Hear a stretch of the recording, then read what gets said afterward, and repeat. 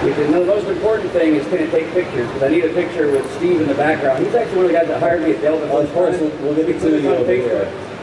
There we go. We got Steve right there.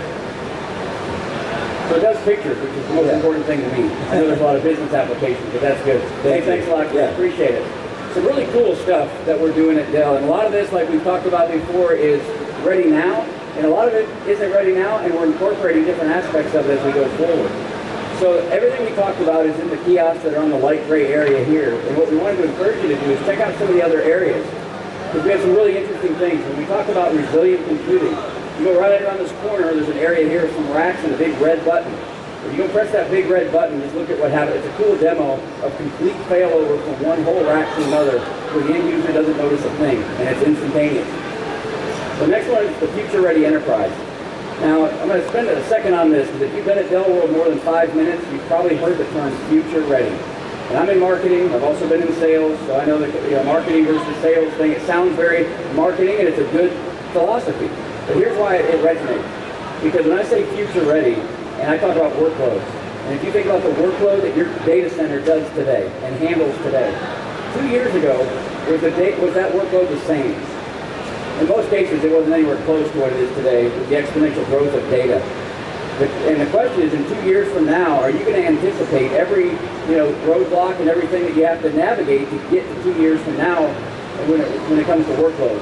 And what we do with our data center and future-ready data center is really work with customers on workloads to say, based on what we see globally, since we're one of the last end-to-end solutions provider, we see everything from client to cloud, worldwide, on a daily basis, thousands of times over.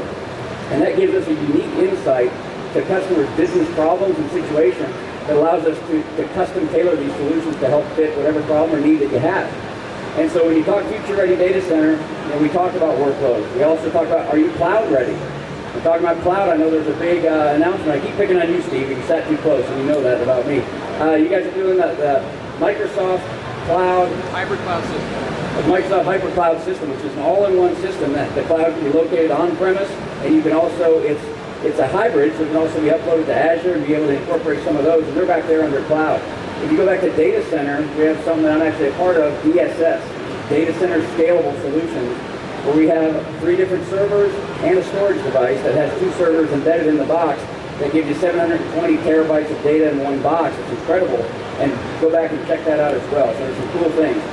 Next is right here, we'll talk about the Cyber Crime Lab. This is as scary as it is cool. Because those of you that know what a zero-day attack is, a zero-day attack is a cyber attack that happens that first day it hits. And the problem with those attacks is, the companies out there that monitor all that haven't had time to build anything to combat it because it's brand new and nobody even knows what it is yet. So the zero-day attacks can bring a network down, bring an organization down, they can bring whole governments and countries down. And so what we do in this group is we work with organizations to find out how can we prevent these from happening in the first place. But then if they do, what's the best strategy and how can we develop a strategy to combat this? There's some really cool stuff going on there. I'd encourage you to check that out. And the last thing I want to talk about is the IoT Smart House. When I say IoT, most of you in this room know IoT is Internet of Things. I have a tracker right here that tracks my steps. So I've been getting some really good steps these past couple of days because this place is big. I'm walking nonstop. I'm sure you all are too. So the cool thing about it is it syncs to my phone. That data tracks my heart rate, how many steps, how much physical activity I have, I'm working out, and my heart rate's elevated. And that's great for me. But what if my doctor wanted to use it to say, hey, we're noticing a trend with your health that's not good, come on in. That's what this Internet of Health things can help you with here. But tying IoT back to the house, we're doing some really advanced things there, more than just the thermostat. You've all heard of the thermostat. It's an app on your phone. You can adjust your thermostat on your way home. If you left the house and left the air down too cold, you can adjust it on your way into work once you get to work.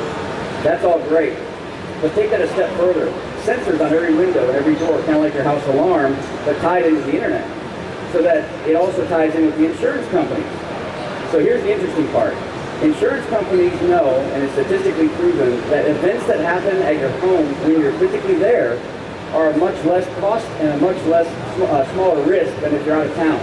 So if you're home and your hot water tank breaks, first thing you're going to do is grab towels, a bucket, get everybody in the house and get over there to address it. And the damage may still be there, but it'll be minimal. If you're out of town in Hawaii, you don't get home for a week, and it happened a week earlier, you're gonna have a lot more damage. A foot of water has been sitting in your house for a week. And so what this does is when you leave the house, you left the back window open, it'll send an alert to your phone, text message. Even these devices can get notifications now and say, hey, you left that window open, so you turn around and go home. But here's the real interesting part. Through this technology, we can work with insurance companies and insurance, people that are getting the insurance and say, we're going to dynamically adjust your premium and your rate based on, in real time, whether you're home or not. And so what that does is not just whether you're there or not, but leave your windows open, different things going on. There's formulas and algorithms to pinpoint how you can best keep your rate as low as possible. And so it's not about a big brother idea. It's more about empowering the homeowner to do things that are going to protect their assets, because if their assets are protected, their insurance premiums are lower and the cost is lower for the insurance company. Everybody wins through this use of technology. So be sure to check that out.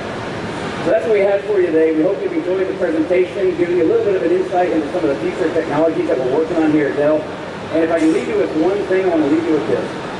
As you're walking around and you see thousands of solutions, and there's thousands of them in this room alone, and you're in charge of the direction of your IT organization at your business or whatever organization you're in, don't allow this to be confusing. All you need to do is work with your salesperson who we've identified for your area, for your account, to be able to formulate and prescribe a solution that's very specific to your business need.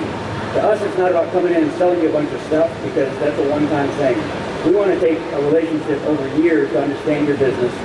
And while that sounds like a sales line, I know it does, I've been in sales, it's also very real, because the best relationships that we have at Dell are the ones that we've invested years in, and it's a beneficial relationship on both sides. So we hope to do that with you as well. So thanks for your time today. Again, I'm Lee Burnette. You can follow me on Twitter at Lee Burnette, E-M-E-N. Thanks for joining us today. We'll talk to you soon.